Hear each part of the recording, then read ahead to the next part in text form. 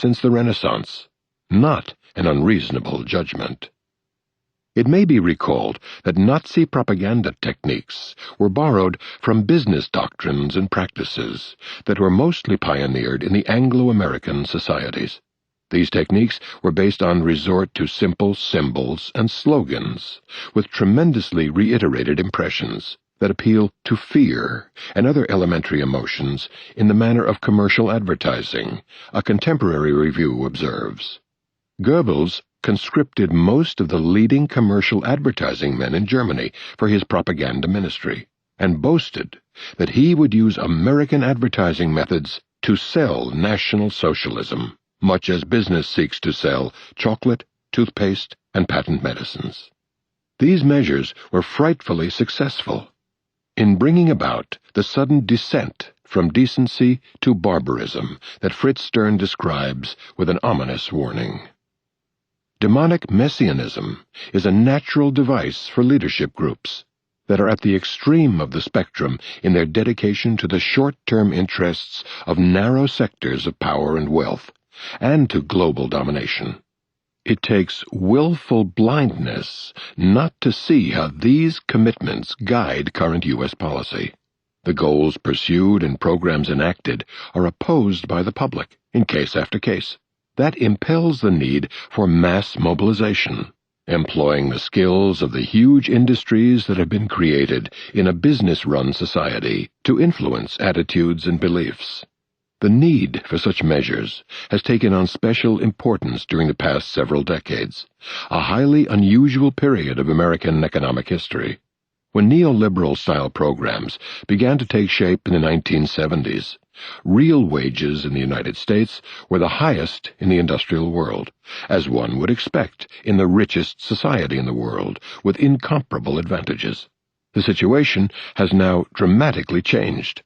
Real wages for the majority have largely stagnated or declined, and are now close to the lowest level among industrial societies. The relatively weak benefit system has declined as well. Incomes are maintained only by extending working hours well beyond those in similar societies, while inequality has soared. All of this is a vast change from the preceding quarter-century, when economic growth was the highest on record for a protracted period, and also egalitarian. Social indicators which closely tracked economic growth until the mid-1970s then diverged, declining to the level of 1960 by the year 2000.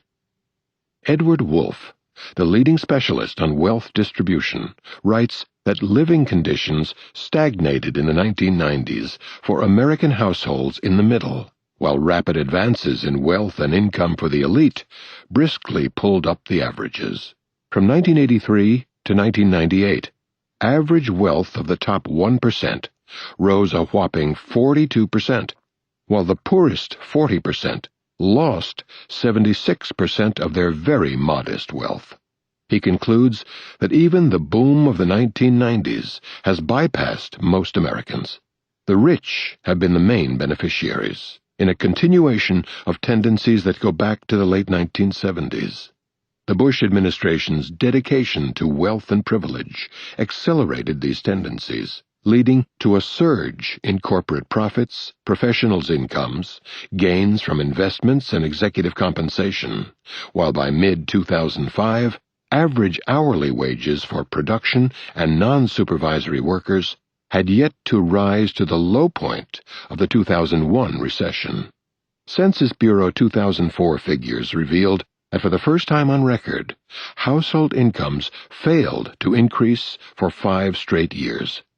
Median pre-tax real income was at its lowest point since 1997, while the poverty rate increased for the 4th consecutive year to 12.7%. Median earnings for full-time workers dropped significantly for men by 2.3%. Inequality continued to rise to near all-time highs, not including gains from stock holdings, which would further increase inequality, given the extremely narrow concentration of stock ownership. The Labor Department reports an additional decline in real wages in 2004 for most workers, apart from a small percentage of the highly skilled. Economist Dean Baker reported in October 2005 that the economy went through its longest period of job loss since the Great Depression, following the 2001 recession. The employment-to-population ratio is still almost 2 percentage points below its pre-recession level. Using the recovery of the labor market as a metric, the economy has never been less resilient throughout the post-war period.